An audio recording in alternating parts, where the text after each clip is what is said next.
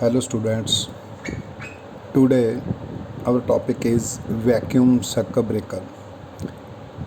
जिस तरह के ਹੁਣ तक ਤੁਸੀਂ ਪੜ੍ਹਿਆ ਵੀ ਆਪਾਂ ਜਿਹੜੇ ਸਰਕਟ ਬ੍ਰੇਕਰ ਯੂਜ਼ ਕਰਦੇ ਹੈਗੇ ਆ ਸਿਸਟਮ ਦੇ ਲਈ, ਇਹਦੇ ਵਿੱਚ ਤੁਸੀਂ ਸਭ ਤੋਂ ਪਹਿਲਾਂ ਆਪਾਂ ਪੜ੍ਹਿਆ ਸੀ ਬਲਕ oil circuit breaker means oil circuit breaker.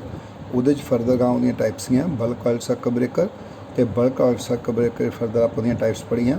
ਅਤੇ ਉਹਦੇ ਵਿੱਚ ਇੱਕ ਹੁੰਦਾ ਮਿਨੀਮਮ ਆਇਲ ਸਰਕਟ ਬ੍ਰੇਕਰ ਅਤੇ ਮਿਨੀਮਮ ਆਇਲ ਸਰਕਟ ਬ੍ਰੇਕਰ ਵੀ ਆਪਾਂ ਜਿਹੜਾ ਸਟੱਡੀ ਕਰ ਲਿਆ। ਉਸ ਤੋਂ ਬਾਅਦ ਆਇਆ ਸੀਗਾ ਏਅਰ ਬਲਾਸਟ ਸਰਕਟ ਬ੍ਰੇਕਰਸ।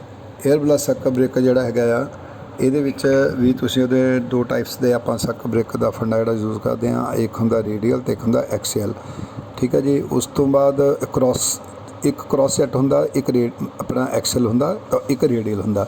ਮੇਨ ਜਿਹੜੇ ਆਪਾਂ ਯੂਜ਼ ਕਰਦੇ ਹੈਗੇ ਆ ਏਅਰ ਬਲਾਸਟ ਦੇ ਵਿੱਚ ਜਾਂ ਕ੍ਰੋਸ ਅਤੇ ਜਾਂ ਐਕਸੀਅਲ।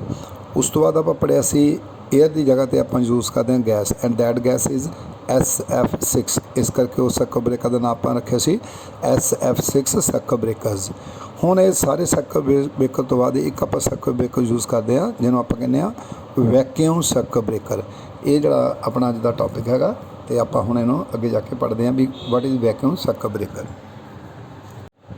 ਹੁਣ ਦੇਖੋ, ਇਹਨੂੰ ਡਿਸਕਸ ਕਰਨ ਦੀ ਤੋਂ ਪਹਿਲਾਂ ਆਪਾਂ ਡਾਇਗਰਾਮ ਨੂੰ ਮਾੜਾ ਜਿਹਾ ਸਮਝ ਲਈਏ। ਦੇਖੋ ਰਾਈਟ ਸਾਈਡ 'ਤੇ ਇੱਕ ਡਾਇਗਰਾਮ ਬਣੀ ਹੋਈ ਆ। ਇਹਦੇ ਵਿੱਚ ਮਤਲਬ ਤਿੰਨ ਤਰ੍ਹਾਂ ਦੇ ਮੇਨ ਕਲਰ ਜਿਹੜੇ ਯੂਜ਼ ਕੀਤੇ ਆ, ਚਾਰ ਤਰ੍ਹਾਂ ਦੇ ਕਹਿ ਸਕਦੇ ਹੋ ਤੁਸੀਂ। ਇਹਦੇ ਵਿੱਚ ਦੇਖੋ ਇੱਕ ਹੈਗਾ ਯੈਲੋ ਕਲਰ, ਇੱਕ ਹੈ ਬਲੂ ਕਲਰ ਅਤੇ ਇੱਕ ਹੈ ਥੱਲੇ ਰੈੱਡ ਕਲਰ, ਠੀਕ ਹੈ। ਅਤੇ ਇੱਕ ਬਲੈਕ ਕਲਰ ਦੇ ਸਪੋਰਟਸ ਵਗੈਰਾ ਜੋ ਉਹਨਾਂ ਦੇ ਫਿਕਸਿੰਗ ਦਿੱਤੀ ਹੋਈ ਆ ਉਹ ਹੈ।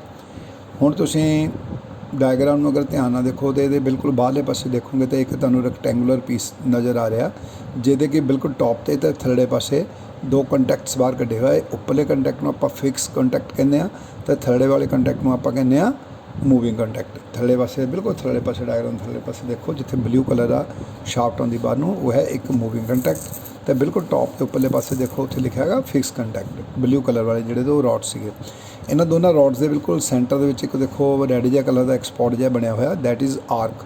ਕਿਉਂਕਿ ਆਪਾਂ ਦੇਖਦੇ ਹਾਂ ਕੰਟੈਕਟ ਜਿਹੜੇ ਆ ਦੋਨੇ ਉਹ ਓਪਨ ਹੈਗੇ ਆ, ਤਾਂ ਓਪਨ ਕੰਟੈਕਟਸ ਦੇ ਵਿੱਚ ਆਰਕ ਸ਼ੋ ਕਰਦਾ ਪਿਆ ਡਾਇਗਰਾਮ ਦੇ ਵਿੱਚ ਉਹ।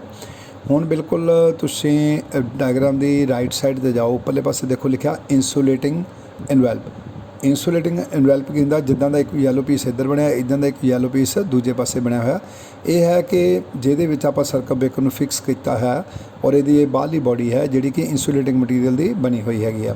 ਉਸ ਤੋਂ ਬਾਅਦ ਥੱਲੇ ਪਾਸੇ ਆਓ, ਉੱਪਰੋਂ ਥੱਲੇ ਨੂੰ ਤਾਂ ਰਾਈਟ ਸਾਈਡ 'ਤੇ ਉੱਪਰੋਂ ਥੱਲੇ ਨੂੰ, ਰਾਈਟ ਸਾਈਡ ਉੱਪਰੋਂ ਥੱਲੇ ਦੇ ਵਿੱਚ ਦੇਖੋ ਇਲੈਕਟ੍ਰੋਡਸ ਲਿਖਿਆ। ਜਿਹੜੇ ਦੋ ਤੁਸੀਂ ਦੇਖਿਆ ਫਿਕਸ ਅਤੇ ਮੂਵਿੰਗ ਕੰਟੈਕਟ, ਇਹਨਾਂ ਦੇ ਬਿਲਕੁਲ ਅੰਦਰਲੇ ਐਂਡ ਪੁਆਇੰਟ 'ਤੇ ਆਣ ਕੇ ਤੁਸੀਂ ਦੇਖੋ ਇੱਕ ਡਿਸਕ ਟਾਈਪ ਜੀ ਬਣੀ ਹੋਈ ਆ। ਇਹਨਾਂ ਨੂੰ ਆਪਾਂ ਇਲੈਕਟ੍ਰੋਡਸ ਕਹਿੰਦੇ ਹਾਂ। ਦੋ ਇਲੈਕਟ੍ਰੋਡਸ ਨੇ, ਇੱਕ ਫਿਕਸ ਕੰਟੈਕਟ ਦੀ ਇਲੈਕਟ੍ਰੋਡ ਆ ਅਤੇ ਇੱਕ ਮੂਵਿੰਗ ਕੰਟੈਕਟ ਦੀ ਇਲੈਕਟ੍ਰੋਡ ਹੈਗੀ ਆ। ਫਿਰ ਉਸ ਤੋਂ ਥੱਲੇ ਪਾਸੇ ਦੇਖੋ ਲਿਖਿਆ ਵੇਪਰ ਕੰਡੈਂਸੇਸ਼ਨ ਸ਼ੀਲਡ। ਬਿਲਕੁਲ ਅੰਦਰਲੇ ਪਾਸੇ ਇੱਕ ਬਾਊਲ ਜਿਹਾ ਬਣਿਆ ਹੋਇਆ, ਦੇਖੋ ਯੈਲੋ ਕਲਰ ਦੀ ਬਰੀਕ ਲਾਈਨ ਬਣੀ ਹੋਈ ਆ, ਬਾਲ ਬਣਿਆ ਹੋਇਆ ਜਿੱਥੇ ਤੁਸੀਂ ਐਰੋ ਮਾਰਿਆ ਦੇਖੋ ਵੇਪਰ ਕੰਡੈਂਸੇਸ਼ਨ ਸ਼ੀਲਡ। ਇਹ ਕੀ ਆ ਕਿ ਜਿਹਦੇ ਅੰਦਰ ਵੇਪਰ ਬਣਦੇ ਹੈਗੇ ਆ, ਜਿਹੜਾ ਆਪਾਂ ਵੈਕਿਊਮ ਬਣਾਉਣਾ ਹੈ, ਮੇਨ ਵੈਕਿਊਮ ਜਿਹਦੇ ਅੰਦਰ ਜਨਰੇਟ ਕਰਨਾ ਹੈਗਾ ਅਤੇ ਆਰਕ ਜਨਰੇਟ ਕਰਨੀ ਆ, ਉਹ ਵਾਲਾ ਪੋਰਸ਼ਨ ਜਿਹੜਾ ਵੈਸਲ ਹੈ ਉਹਨੂੰ ਆਪਾਂ ਕਹਿੰਦੇ ਹਾਂ ਵੇਪਰ ਕੰਡੈਂਸੇਸ਼ਨ ਸ਼ੀਲਡ। ਹੁਣ ਇਹ ਤੋਂ ਬਾਅਦ ਦੇਖੋ ਬੈਲੋਜ਼ ਲਿਖਿਆ ਹੈ, ਬੈਲੋਜ਼ ਸ਼ੀਲਡ।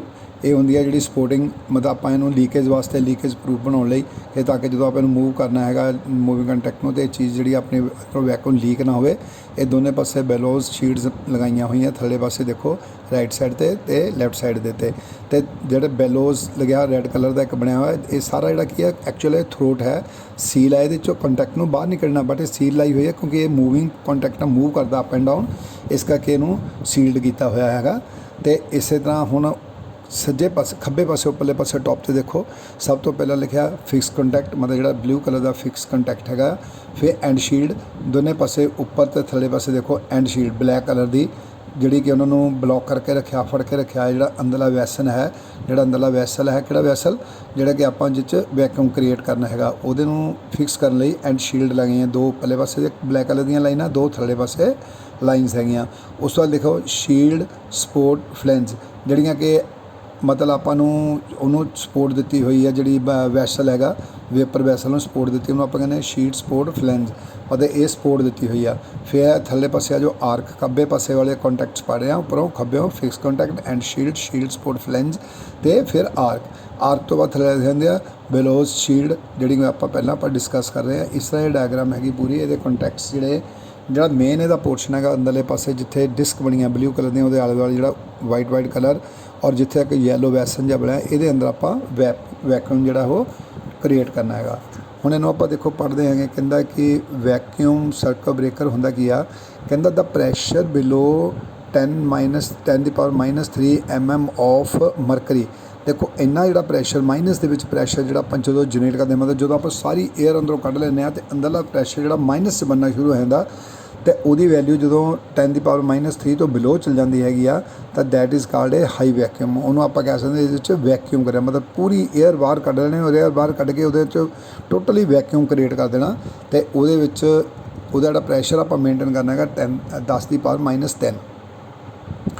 ਕਹਿੰਦਾ ਐਟ ਦਿਸ ਪ੍ਰੈਸ਼ਰ, ਅਗਲੀ line, at this pressure when charged particles move from 1 electrode. ਦੇਖੋ ਜਿਹੜੀਆਂ 2 ਇਲੈਕਟ੍ਰੋਡਸ ਬਣੀਆਂ, ਇਹਦੇ ਵਿੱਚੋਂ ਕਹਿੰਦਾ ਜਿਹੜਾ ਚਾਰਜ ਪਾਰਟੀਕਲ ਜਦੋਂ ਆਪਾਂ ਮਤਲਬ ਸਰਕਟ ਬ੍ਰੇਕਰ ਨੇ ਓਪਨ ਹੋਣਾ ਹੈਗਾ, ਉਸ ਕੰਡੀਸ਼ਨ ਦੇ ਵਿੱਚ ਜਦੋਂ ਇਸ ਪਾਰਟੀਕੂਲਰ ਪ੍ਰੈਸ਼ਰ ਦੇ ਵਿੱਚ ਜਾ ਕੇ ਕਹਿੰਦਾ ਕਿ ਜਿਹੜੇ charge particles move from 1 electrode to the other, ਕਹਿੰਦਾ ਦੇ do not cause ਕੋਲੀਜ਼ਨ with ਰੈਜ਼ੂਅਲ gas ਮੋਲੀਕੂਲਸ।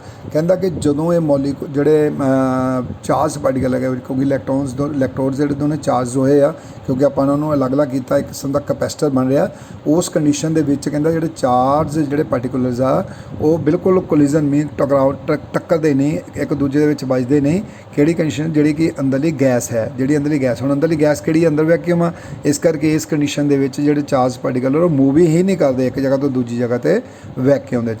ਕਹਿੰਦਾ hence the ionisation by ਕੋਲਿਜ਼ਨ of atoms and ਮੋਲੀਕੂਲਸ is quite lace in vacuum relative to that in gas. ਕਹਿੰਦਾ ਗੈਸ ਨਾਲੋਂ vacuum ਦੇ ਵਿੱਚ ਇਸ ਦਾ ਕਹਿੰਦਾ ਜਿਹੜਾ ਆਇਓਨਾਈਜੇਸ਼ਨ ਮਤਲਬ ਜਿਹੜੀ ਆ ਬਾਈ ਕੋਲਿਜ਼ਨ ਆਫ ਐਟਮ, ਜਿਹੜੇ ਐਟਮ ਦੇ ਕੋਲਿਜ਼ਨ ਦੇ ਨਾਲ ਜਿਹੜੀ ਕਹਿੰਦਾ ਆਇਓਨਾਈਜੇਸ਼ਨ ਹੁੰਦੀ ਹੈਗੀ ਆ, ਮੋਲੀਕੂਲ ਬਹੁਤ ਘੱਟ ਹੁੰਦੇ ਆ ਵੈਕਿਊਮ ਦੇ ਵਿੱਚ, ਮਤਲਬ ਮੋਲੀਕੂਲਸ ਮੂਵ ਹੀ ਨਹੀਂ ਕਰਦੇ ਵੈਕਿਊਮ ਦੇ ਵਿੱਚ ਗੈਸ ਨਾਲੋਂ।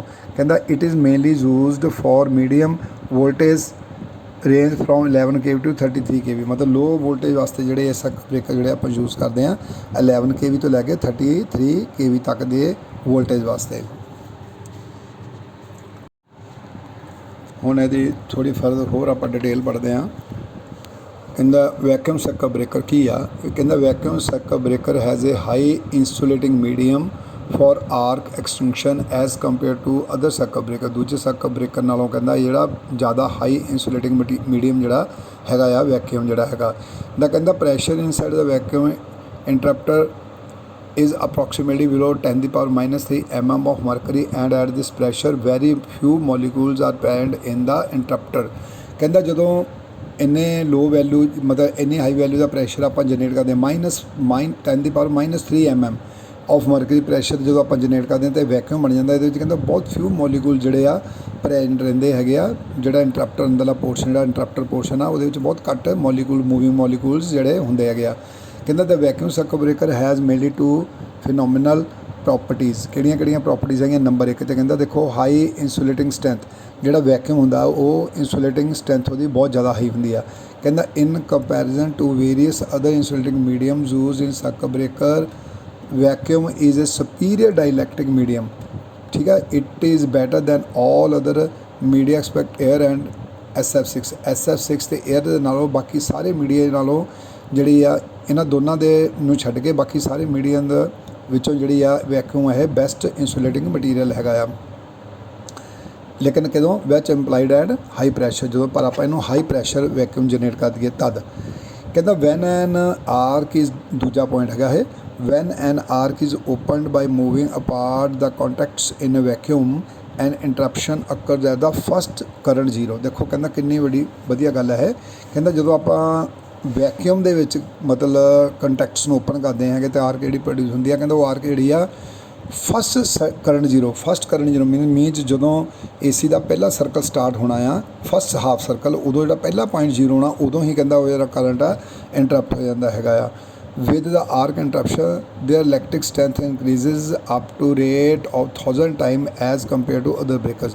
ਕਹਿੰਦਾ ਕਿਉਂਕਿ with the arc interruption ਜਦੋਂ ਹੀ ਆਰਕ ਕਹਿੰਦਾ ਖਤਮ ਹੋ ਜਾਂਦੀ ਹੈ ਪਹਿਲੇ ਹਾਫ ਸਾਈਕਲ ਦੇ ਵਿੱਚ 0 ਪੁਆਇੰਟ ਤੋਂ ਪਹਿਲਾਂ ਤਾਂ ਕਹਿੰਦਾ their dielectric strength increases up to a rate of 1000 time as compared to the break. ਕਹਿੰਦਾ 1000 ਟਾਈਮਸ ਜ਼ਿਆਦਾ ਹੋ ਜਾਂਦੀ ਹੈ ਜੀ, ਮਤਲਬ ਜਿਹੜੀ ਉਹਦੀ ਡਾਈਲੈਕਟ੍ਰਿਕ ਸਟਰੈਂਥ ਹੈਗੀ ਆ ਵੈਕਿਊਮ ਦੇ ਵਿੱਚ ਦੂਜਿਆਂ ਨਾਲ ਮੀਡੀਅਮ ਨਾਲੋਂ ਉਹਦੇ ਫਸਟ ਮਤਲਬ ਕਰੰਟ ਜ਼ੀਰੋ ਸਾਈਕਲ ਦੇ ਵਿੱਚ ਮੇਨ ਜਦੋਂ ਕਰੰਟ ਜ਼ੀਰੋ ਤੋਂ ਸ਼ੁਰੂ ਹੋਇਆ ਫਾਲਟ ਕਰੰਟ ਫਲੋ ਕੀਤਾ ਪਹਿਲਾਂ ਜਦੋਂ ਉਹਦਾ ਹਾਫ ਸਾਈਕਲ ਆਏਗਾ ਜ਼ੀਰੋ ਤੋਂ ਉੱਥੇ ਤੱਕ ਹੀ ਜਿਹੜੀ ਉਹਦੀ ਇੰਟਰਪਸ਼ਨ ਜਿਹੜੀ ਆ ਕੰਪਲੀਟ ਹੋ ਜਾਂਦੀ ਹੈਗੀ ਆ ਅਤੇ ਜਿਹੜੀ ਉਹਦੀ ਡਾਈਲੈਕਟ੍ਰਿਕ ਸਟਰੈਂਥ ਆ 1000 ਟਾਈਮਸ ਹੋ ਜਾਂਦੀ ਬਾਕੀ ਮੀਡੀਅਮ ਨਾਲੋਂ। ਲਾਸਟ ਪੈਰਾ ਦੇਖੋ ਦ above to properties make the ਬ੍ਰੇਕਰਸ more efficient. ਇਹ ਜਿਹੜੀਆਂ ਦੋ ਪ੍ਰੋਪਰਟੀਜ਼ ਇੱਕ ਤਾਂ ਇੰਸੂਲੇਟਿੰਗ ਪ੍ਰੋਪਰਟੀ ਅਤੇ ਇੱਕ ਉਹਦੀ ਇੰਟਰਪਸ਼ਨ ਪ੍ਰੋਪਰਟੀ ਜਿਹੜੀ ਦੋਨੇ ਪ੍ਰੋਪਰਟੀਜ਼ ਕਹਿੰਦਾ ਇਹਨੂੰ ਮੋਰ ਐਫੀਸ਼ੀਐਂਟ ਬਣਾ ਦਿੰਦੀਆਂ ਲੈਸ ਬਲਕੀ ਬਣਾ ਦਿੰਦੀਆਂ ਅਤੇ ਚੀਪਰ ਇਨ ਕੋਸਟ ਤੇ ਸਸਤੇ ਹੁੰਦੇ ਹੈਗੇ ਬਾਕੀਆਂ ਨਾਲੋਂ। ਇਹ ਕਹਿੰਦਾ their service life is also much greater than any other circuit breaker and almost no maintenance is required. ਇੱਕ ਵਾਰੀ ਵੈਕੂਮ ਕ੍ਰੀਏਟ ਕਰਤਾ ਪੂਰਾ ਟਾਈਟ ਕਰਤਾ ਜਦੋਂ ਉਹਨੂੰ ਤਾਂ ਜੇਕਰ ਲੀਕੇਜ ਨਾ ਚੱਲੇ ਤਾਂ ਕਹਿੰਦੇ ਇਹਦੀ ਮੇਨਟੇਨੈਂਸ ਕੋਈ ਨਹੀਂ ਹੈਗੀ ਅਤੇ ਕਾਫੀ ਸਰਵਿਸਿਜ਼ ਜਿਹੜੀਆਂ ਇਹ ਸਾਨੂੰ ਜ਼ਿਆਦਾ ਟਾਈਮ ਮਤਲਬ ਆਪਾਂ ਸਰਕਟ ਬ੍ਰੇਕਰ ਨੂੰ ਟ੍ਰਿਪ ਕਰਵਾ ਸਕਦੇ ਹੈਗੇ ਆ। ਇਸ ਤਰ੍ਹਾਂ ਇਹ ਜਿਹੜਾ ਇਹਦਾ ਫੰਡਾ ਹੈ। ਕੰਸਟਰਕਸ਼ਨ ਦੇ ਵਿੱਚ ਦੇਖੋ ਸੇਮ ਉਹੀ ਡਾਇਗਰਾਮ ਪਹਿਲਾਂ ਆਪਾਂ ਡਿਸਕਸ ਕਰ ਚੁੱਕੇ ਹਾਂ। ਕੰਸਟਰਕਸ਼ਨ ਵੀ ਪਹਿਲਾਂ ਕਹਿ ਲਓ ਮੈਂ ਤੁਹਾਨੂੰ ਉੱਦਾਂ ਦੱਸਦੀ ਆਪਾਂ ਪੜ੍ਹ ਲੈਂਦੇ ਇੱਕ ਵਾਰੀ ਇਹਨੂੰ। ਕਹਿੰਦਾ it is very simple in construction as compared to any other circuit breaker.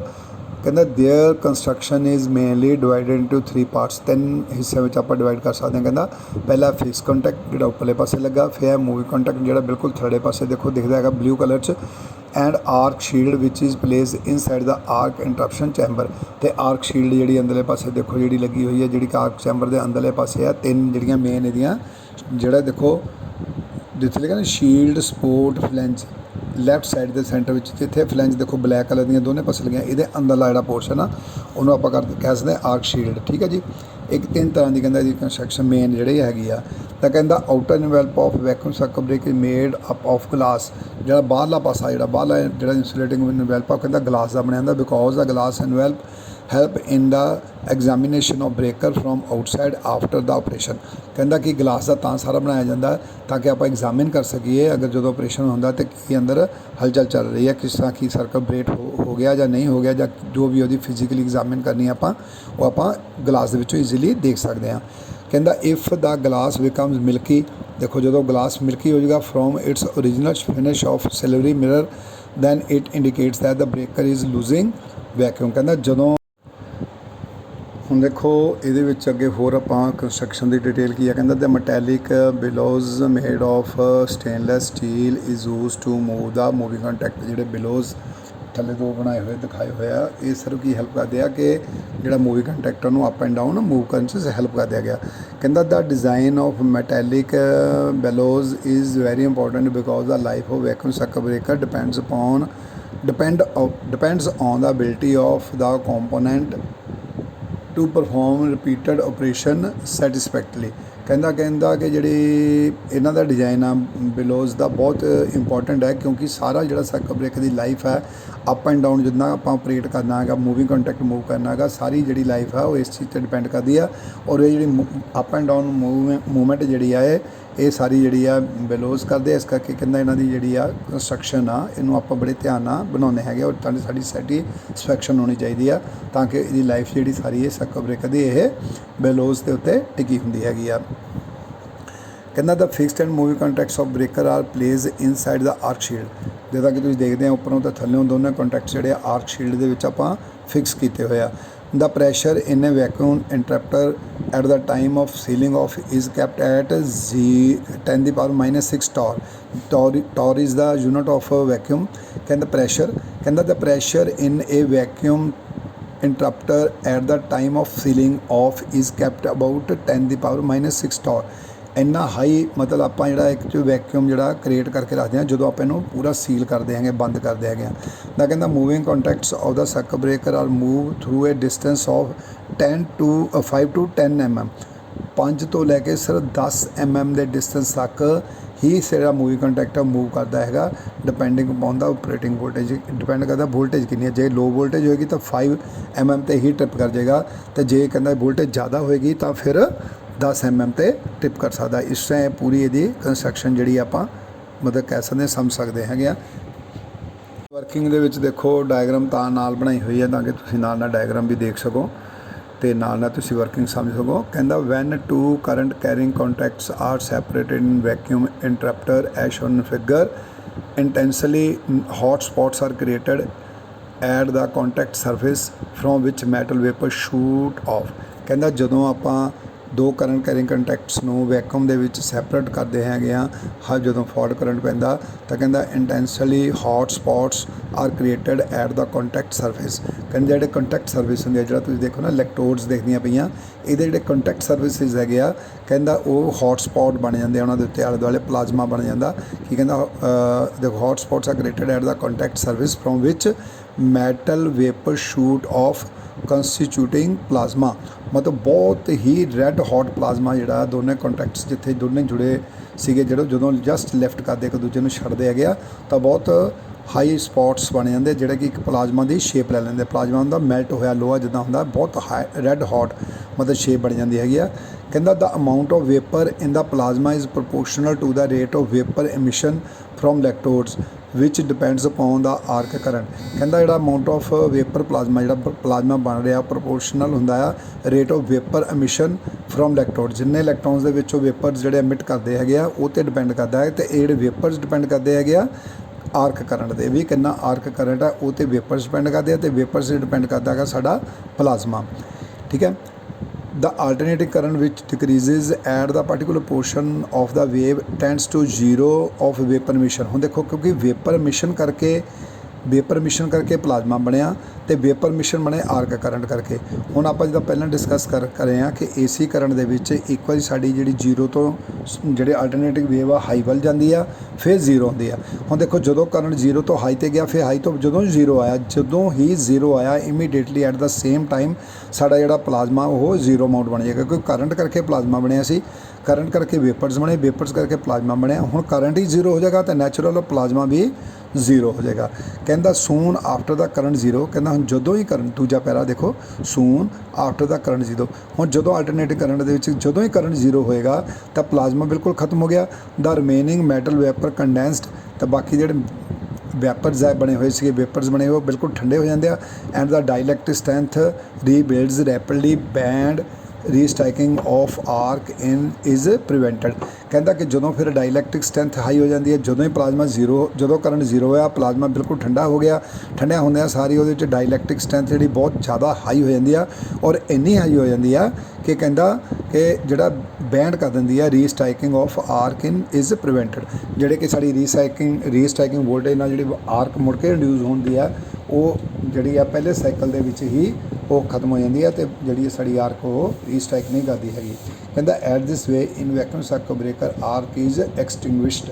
ਇਸ ਤਰੀਕੇ ਨਾਲ ਕਹਿੰਦਾ ਜਿਹੜੀ ਆਰਕ ਜਿਹੜੀ ਆ ਸਾਡੇ ਸਰਕਟ ਬ੍ਰੇਕਰ ਵਿੱਚ ਖਤਮ ਹੋ ਜਾਂਦੀ ਹੈ। ਮਤਲਬ ਕਰੰਟ 'ਤੇ ਡਿਪੈਂਡ ਕਰਦਾ ਕਿ ਕਿੰਨੇ ਵੇਪਰਸ ਮੈਟਲ ਵੇਪਰਸ ਕਿੰਨੇ ਬਣੇ ਆ ਔਰ ਉਸ ਮੈਟਲ ਵੇਪਰਸ 'ਤੇ ਹੀ ਡਿਪੈਂਡ ਕਰਦਾ ਸਾਡਾ ਪਲਾਜ਼ਮਾ ਕਿੰਨਾ ਬਣਿਆ। ਹੁਣ ਕਹਿੰਦਾ ਜਦੋਂ ਕਰੰਟ ਹੀ ਜ਼ੀਰੋ ਹੋ ਜਾਏਗਾ ਤਾਂ ਵੇਪਰਸ ਹੀ ਨਹੀਂ ਬਣਨਗੇ, ਵੇਪਰ ਨਾ ਬਣ ਕਰਕੇ ਪਲਾਜ਼ਮਾ ਨਹੀਂ ਬਣੂਗਾ ਅਤੇ ਜਦੋਂ ਪਲਾਜ਼ਮਾ ਹੀ ਨਹੀਂ ਬਣੂਗਾ ਅਤੇ ਉਸ ਕੰਡੀਸ਼ਨ ਦੇ ਵਿੱਚ ਜਦੋਂ ਪਲਾਜ਼ਮਾ ਨਹੀਂ ਬਣਿਆ ਸਾਡੇ ਜਿਹੜੇ ਸਪੌਟਸ ਆ ਉਹ ਬਿਲਕੁਲ ਠੰਡੇ ਹੋ ਜਾਣਗੇ ਤਾਂ ਉਹਦੇ ਕਰਕੇ ਜਿਹੜੀ ਉਹਦੀ ਇਨ ਬਿਟਵੀਨ ਜਿਹੜੀ ਡਾਇਲੈਕਟਿਕ ਸਟਰੈਂਥ ਹੈਗੀ ਉਹ ਹਾਈ ਹੋ ਜਾਏਗੀ। ਇਸ ਤਰ੍ਹਾਂ ਆਰਕ ਜਿਹੜੀ ਉਹ ਕੁਇੰਚ ਹੋ ਜਾਏਗੀ, ਠੰਡੀ ਹੋ ਜਾਏਗੀ। ਇਸ ਤਰ੍ਹਾਂ ਇਹਦਾ ਫੰਡਾ ਹੈ। ਹੁਣ ਦੇਖੋ ਲਾਸਟ ਵਿੱਚ ਕੀ ਕਹਿੰਦਾ in fact the arc extinction process in vacuum cycle related to the material and shape of the contacts। ਦੇਖੋ ਕਹਿੰਦਾ ਕਿ ਜਿਹੜੀ ਆਰਕ ਐਕਸਟਿੰਕਸ਼ਨ ਪ੍ਰੋਸੈਸ ਹੈਗਾ ਵੈਕਿਊਮ ਸਰਕਟ ਬ੍ਰੇਕਰ ਜੋ ਮਤਲਬ ਰਿਲੇਟਡ ਹੈਗਾ ਮਟੀਰੀਅਲ ਦੇ ਨਾਲ ਅਤੇ ਸ਼ੇਪ ਆਫ ਕੰਟੈਕਟਸ ਕਿਹੋ ਜਿਹੀ ਆ and the technique adopt in considering the metal ਵੇਪਰਸ। ਅਤੇ ਜਿਹੜੀ ਮੈਟਲ ਵੇਪਰਸ ਜਿਹੜੇ ਆ ਉਹ ਕਿੰਨੇ ਅਡੋਪਟ ਹੁੰਦੇ ਆ ਕਿੰਨੇ ਉਹਦੀ ਕੰਡੈਂਸਿੰਗ ਹੁੰਦੀ ਹੈਗੀ ਆ ਠੰਡੀ ਹੁੰਦੀ ਹੈਗੀ ਆ ਮੈਟਲ ਵੇਪਰ ਕਿੰਨੇ ਜਲਦੀ ਠੰਡੇ ਹੁੰਦੇ ਆ ਉਹ 'ਤੇ ਇਹ ਡਿਪੈਂਡ ਕਰਦੀ ਹੈਗੀ ਟੈਕਨੀਕਸ। ਇਸ ਕਰਕੇ ਪੂਰੇ ਸਰਕਟ ਬ੍ਰੇਕਰ ਨੂੰ ਇਹਦੀ ਮਟੀਰੀਅਲ ਸ਼ੇਪ ਅਤੇ ਟੈਕਨੀਕ ਅਡੋਪਟ ਇਨ ਕੰਡੈਂਸਿੰਗ ਦਾ ਮੈਟਲ ਵੇਪਰ ਦੇ ਕਿਹੜੀ ਟੈਕਨੀਕ ਆਪਾਂ ਮੈਟਲ ਵੇਪਰ ਨੂੰ ਕੰਡੈਂਸ ਕਰਨ 'ਚ ਅਡੋਪਟ ਕਰਦੇ ਹਾਂ ਇਹ 'ਤੇ ਜਿਹੜੀ ਕੰਸਟਰਕਸ਼ਨ ਡਿਪੈਂਡ ਕਰਦੀ ਆ। ਕਹਿੰਦਾ the size and shape of the contacts is so design. ਹੁਣ ਦੇਖੋ ਧਿਆਨ ਨਾਲ size and shape of the contacts is so designed that the root of the arc keeps on moving so the temperature at one point on the contact does not reach ਇਹ very high value. ਮਤਲਬ ਦੇਖੋ ਆਪਾਂ ਉੱਪਰ ਪਹਿਲਾਂ ਪੜ੍ਹਿਆ ਕਿ ਜਿਹੜੀ ਇਹਦੀ ਆਰਕ ਐਕਸਟੈਂਸ਼ਨ ਨਾਲ ਡਿਪੈਂਡ ਕਰਦੀ ਮਟੀਰੀਅਲ ਤੇ ਸ਼ੇਪ ਕਿੰਨੀ ਸ਼ਾਰਪ ਸ਼ੇਪ ਹੈਗੀ, ਕਿੱਦਾਂ ਦੀ ਸ਼ੇਪ ਹੈਗੀ, ਉਹ 'ਤੇ ਡਿਪੈਂਡ ਕਰਦਾ ਅਤੇ ਮਟੀਰੀਅਲ 'ਤੇ ਡਿਪੈਂਡ ਕਰਦਾ, ਅਤੇ ਟੈਕਨੀਕ ਕਿਹੜੀ ਕਿ ਮੈਟਲ ਵੇਪਰ ਨੂੰ ਤੁਸੀਂ ਕਿਸ ਤਰ੍ਹਾਂ ਕੰਡੈਂਸ ਕਰਦੇ ਹੋ। ਕੰਡੈਂਸ ਕਰਨਾ, ਠੰਡਾ ਕਰਨਾ, ਇਹ ਪਹਿਲੀ ਲਾਈਨ ਸੀ। ਹੁਣ ਕਹਿੰਦਾ ਇਸ ਚੀਜ਼ ਨੂੰ ਅਡੋਪਟ ਕਰਨ ਲਈ, ਮਤਲਬ ਮੰਨਣ ਲਈ, ਮਤਲਬ ਕੰਪਲੀਟ ਕਰਨ ਲਈ ਆਪਾਂ ਕਰਦੇ ਹਾਂ ਤਾਂ ਕਹਿੰਦਾ size and shape of the contact is so design. ਆਪਾਂ ਉਹਦਾ ਸਾਈਜ਼ ਅਤੇ ਸ਼ੇਪ ਇਹੋ ਜਿਹੀ ਬਣਾਉਂਦੇ ਹਾਂ, ਕਹਿੰਦਾ ਕਿ ਜਿਹੜਾ ਆਰਕ ਦਾ ਰੂਟ ਆ, ਮਤਲਬ ਆਰਕ ਜਿਹੜੀ ਮੇਨ ਆਰਕ ਇੰਡਿਊਸ ਹੁੰਦੀ ਆ, ਉਹ ਪਾਰਟੀਕੂਲਰ ਇੱਕ ਪੁਆਇੰਟ 'ਤੇ ਫਿਕਸ ਨਾ ਹੋਵੇ, ਮੂਵ ਕਰਦੀ ਰਹੇ ਪੂਰੇ ਦੇ ਪੂਰੇ ਕੰਟੈਕਟ ਦੇ ਉੱਤੇ, ਤਾਂ ਕਿ ਜਿਹੜਾ ਪੂਰਾ ਦਾ ਪੂਰਾ ਕੰਟੈਕਟ ਆ ਉਹ ਕਿਸੇ ਇੱਕ ਪਾਰਟੀਕੂਲਰ ਪੁਆਇੰਟ ਤੋਂ ਆਣ ਕੇ ਜ਼ਿਆਦਾ ਹੀਟ ਨਾ ਹੋ ਜਾਵੇ। ਹੀਟ ਜਿਹੜੀ ਆ ਪੂਰੇ ਦੇ ਪੂਰੇ ਉਹਦੇ ਮਤਲਬ ਸਰਫੇਸ ਦੇ ਉੱਤੇ ਡਿਸਟਰੀਬਿਊਟ ਰਵੇ। ਮਤਲਬ ਇਸ ਤਰ੍ਹਾਂ ਆਪਾਂ ਨੂੰ ਡਿਜ਼ਾਈਨ ਕਰਦੇ ਹੈਗੇ ਆ। Advantages of vacuum circuit breaker ਕੀ ਹੈ, ਦੇਖੋ ਨੰਬਰ 1 ਤੇ vacuum circuit breaker does not require any additional filling of oil or gas. ਕਿਉਂਕਿ ਆਪਾਂ ਤਾਂ ਅੰਦਰ ਮਤਲਬ ਵੈਕਿਊਮ ਜਨਰੇਟ ਕਰ ਦਿੱਤਾ, ਇਸ ਕਰਕੇ ਨਾ ਅੰਦਰ ਕੋਈ ਆਇਲ ਭਰਨ ਦੀ ਲੋੜ ਪੈਂਦੀ ਹੈ ਅਤੇ ਨਾ ਹੀ ਕੋਈ ਗੈਸ ਭਰਨ ਦੀ ਲੋੜ ਪੈਂਦੀ ਹੈ। ਟੋਟਲੀ ਵੈਕਿਊਮ ਜਿਹੜਾ ਉਹ ਜਨਰੇਟ ਕੀਤਾ ਜਾਂਦਾ। ਦੇ do not need periodic refilling, ਅਤੇ ਨਾ ਹੀ ਇਹਨੂੰ ਬਾਰ-ਬਾਰ ਰੀਫਿਲ ਕਰਨ ਦੀ ਜ਼ਰੂਰਤ ਪੈਂਦੀ ਹੈਗੀ ਆ। ਕਹਿੰਦਾ rapid recovery of high dielectric strength on current interruption that only A half cycle. ਜਿੱਦਾਂ ਮੈਂ ਤੁਹਾਨੂੰ ਪਹਿਲਾਂ ਦੱਸਿਆ, AC ਕਰੰਟ ਦੇ ਪਹਿਲੇ ਹਾਫ ਸਾਈਕਲ ਦੇ ਵਿੱਚ ਹੀ ਸਾਡੇ ਕਰੰਟ ਜਿਹੜੀ ਇੰਟਰਪਟ ਹੋ ਜਾਂਦਾ ਹੈਗਾ ਆ, ਅਤੇ ਔਰ ਲੈਸ ਆਰਕਿੰਗ ਅਕਰਜ਼। ਇਸ ਕਰਕੇ ਕਹਿੰਦਾ ਘੱਟ ਆਰਕਿੰਗ ਜਿਹੜੀ ਹੈ ਪ੍ਰੋਡਿਊਸ ਹੁੰਦੀ ਆ ਆਫਟਰ ਪ੍ਰੋਪਰ ਕੰਟੈਕਟ ਸੈਪਰੇਸ਼ਨ। ਅਤੇ ਕਹਿੰਦਾ ਇਸ ਕਰਕੇ ਜਿਹੜੀ ਪ੍ਰੋਪਰ ਕੰਟੈਕਟ ਸੈਪਰੇਸ਼ਨ ਜਦੋਂ ਕਰਦੇ ਹਾਂ ਤਾਂ ਆਰਕਿੰਗ ਜਿਹੜੀ ਹੈ ਬਹੁਤ ਥੋੜ੍ਹੇ ਟਾਈਮ ਲਈ ਪ੍ਰੋਡਿਊਸ ਹੁੰਦੀ ਹੈਗੀ ਆ। ਨੰਬਰ 3 ਤੇ ਕੀ ਫਾਇਦਾ ਹੈਗਾ, ਬ੍ਰੇਕਰ ਯੂਨਿਟ ਇਜ਼ ਕੰਪੈਕਟ। ਕਿਉਂਕਿ ਤਾਂ ਆਪਾਂ ਪਹਿਲਾਂ ਦੇਖਿਆ 5 ਤੋਂ 10 mm ਦੇ ਵਿੱਚ ਹੀ ਸਾਡਾ ਸਰਕਟ ਬ੍ਰੇਕਰ ਜਿਹੜਾ ਉਹ ਕੰਪਲੀਟਲੀ ਆਫ ਹੋ ਜਾਂਦਾ। ਇਸ ਕਰਕੇ ਕਹਿੰਦਾ ਬ੍ਰੇਕਰ ਯੂਨਿਟ ਇਜ਼ ਕੰਪੈਕਟ, ਛੋਟਾ ਬਣਿਆ ਹੁੰਦਾ, ਸੈਲਫ ਕੰਟੇਨਡ, ਬਹੁਤ ਛੋਟੀ ਅਤੇ ਥੋੜ੍ਹੀ ਜਗ੍ਹਾ ਘੇਰਦਾ ਹੈਗਾ। It can be installed in any required orientation, ਕਿਤੇ ਵੀ ਆਪਾਂ ਇਹਨੂੰ ਇੰਸਟਾਲ ਕਰਦੇ ਹਾਂ ਕਿਉਂਕਿ ਯੂਨਿਟ ਜਿਹੜਾ ਬਹੁਤ ਛੋਟਾ ਹੁੰਦਾ ਹੈਗਾ। Because of the above reason together with the economic advantage offered vacuum circuit breaker has high acceptance. ਕਹਿੰਦਾ ਕਿਉਂਕਿ ਇਹਦੀ ਐਡਵਾਂਟੇਜਿਸ ਅਤੇ ਇਹਦੀਆਂ ਜਿਹੜੀਆਂ ਇਕਨੋਮਿਕਲ ਫੀਚਰਸ ਕਰਕੇ ਜਿਹੜਾ ਇਹ ਜ਼ਿਆਦਾ ਅੱਜ ਕੱਲ੍ਹ ਵੈਕਿਊਮ ਸਰਕਟ ਬ੍ਰੇਕਰ ਯੂਜ਼ ਕੀਤਾ ਜਾਂਦਾ ਹੈਗਾ ਲੋ ਵੋਲਟੇਜ ਦੇ ਉੱਤੇ। ਕਹਿੰਦਾ because of the least requirements of maintenance, these breakers are very suitable for system which requires voltage from 11 to 33 kV। ਜਿੱਦਾਂ ਪਹਿਲਾਂ ਦੱਸਿਆ ਤੁਹਾਨੂੰ ਕਿ 11 ਤੋਂ ਲੈ ਕੇ 33 kV ਤੱਕ ਜਿਹੜੀਆਂ ਇਹ ਸਰਕਟ ਬ੍ਰੇਕਰ ਜਿਹੜੇ ਆਪਾਂ ਇਹਨਾਂ ਨੂੰ ਡਿਜ਼ਾਈਨ ਕਰਕੇ ਯੂਜ਼ ਕਰ ਸਕਦੇ ਹੈਗੇ ਆ। ਕਿਹੜੇ ਵੈਕਿਊਮ ਸਰਕਟ ਬ੍ਰੇਕਰ। ਇਹਦੇ ਨਾਲ ਹੀ ਤੁਹਾਡੇ ਤਕਰੀਬਨ ਸਾਰੇ ਸਰਕਟ ਬ੍ਰੇਕਰ ਜਿਹੜੇ ਆ ਜਿੰਨੇ ਵੀ ਸੀਗੇ ਉਹ ਸਾਰੇ ਖਤਮ ਹੋ ਗਏ ਹੈਗੇ ਆ। ਅਤੇ ਹੁਣ ਆਪਾਂ ਨੈਕਸਟ ਟੋਪਿਕ ਜਿਹੜਾ ਉਹ ਨਵਾਂ ਟੋਪਿਕ ਸ਼ੁਰੂ ਕਰਾਂਗੇ। ਚੈਪਟਰ ਉਹੀ ਆ ਪਰ ਟੋਪਿਕ ਨਵਾਂ ਹੈ।